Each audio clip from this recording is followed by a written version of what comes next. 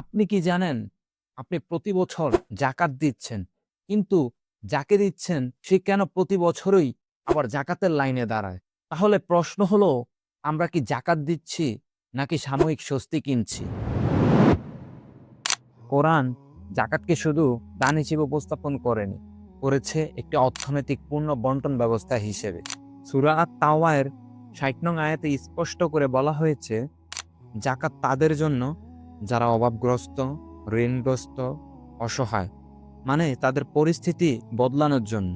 এখন একটা প্রশ্ন করি, একটা শাড়ি, একটা লুঙ্গি, একটা গেঞ্জি, এগুলো আদৌ কি কাউকে স্বাবলম্বী বানায়? না, এগুলো একদিনে সম্মান রক্ষা করে, কিন্তু গতিপথ বদলায় না। ফলাফল, যে এই বছর কাপড় নিল সে আগামী বছরও নিবে।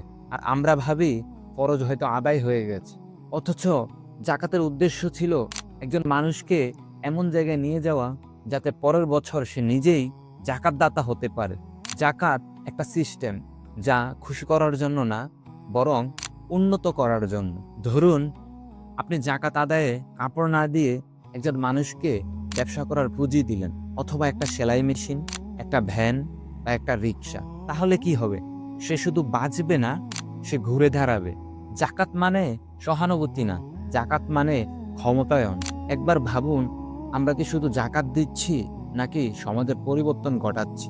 সতর্ক হন, ফরজ যেন আদায় হয় যথাযথভাবে এবং পরিবর্তন ঘটে সমাজ ও সমাজের মানুষ